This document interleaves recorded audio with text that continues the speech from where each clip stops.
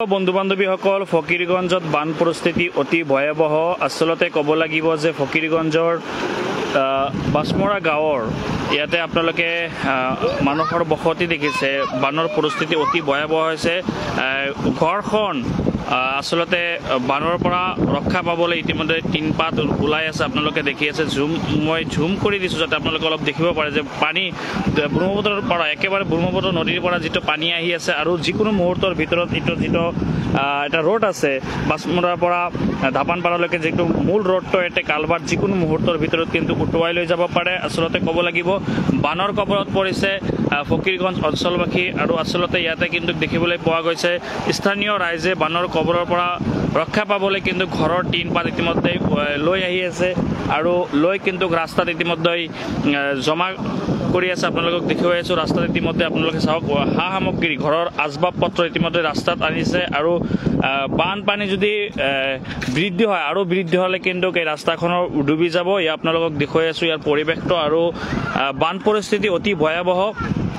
ফকিৰগঞ্জত বান পৰিস্থিতিৰ কিছু দৃশ্যাংশ আপোনালোকক দেখাবলৈ চেষ্টা কৰিছোঁ কিয়নো বানৰ যি তাণ্ডৱ আসলতে এই অঞ্চলৰ কেইবাখনো গাঁও জলমগ্ন আৰু ঘৰৰ ভিতৰত পানী সোমাইছে ঘৰৰ বাহিৰে পানী সোমাইছে আপোনালোকক ইয়াত দেখুৱাই আছোঁ ইয়াৰ পৰিৱেশ আৰু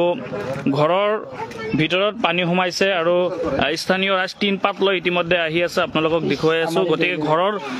ভিতৰত একাটোৰ ওপৰত পানী আৰু ইয়াত চাওক বৰ্তমান এইসকলৰ ওচৰত কোনোবাই আহিছে নে নাই ইয়া তেখেতসকলৰ পৰা জানিব স্থানীয় ৰাইজ আহকচোন আপুনি পৰিস্থিতি অতি ভয়াবহ ঘৰৰ টিনপাত খুলি আছে এইজন ব্যক্তি ঘৰৰ টিনপাত খুলি আছে কিহৰ কাৰণে টিনপাত খুলি আছে মানে ঘৰটো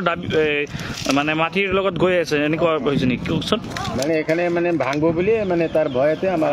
মানে এইটো যিকোনো মুহূৰ্তৰ ভিতৰত ছিঙি যাব পাৰে মাজতো আৰু ঘৰত খুলবা নোৱাৰে আমি হয়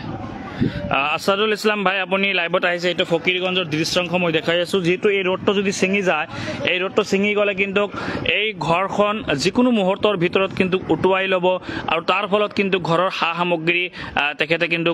ৰাস্তাত লৈ গৈ আছে আৰু আপোনালোকে দেখি আছে ঘৰৰ টিনৰ ওপৰত উঠিছে নিজৰ ঘৰখন বচোৱাৰ কাৰণে তেখেতে কিন্তু চেষ্টা অব্যাহত ৰাখি আছে আৰু আচলতে ইয়াতে যিখন ৰাস্তা বনাইছিল আৰু এই ৰাস্তাত ইয়াতে কালভাৰ্টটো আছে যিকোনো মুহূৰ্তৰ ভিতৰত কিন্তু এই কালভাৰ্ট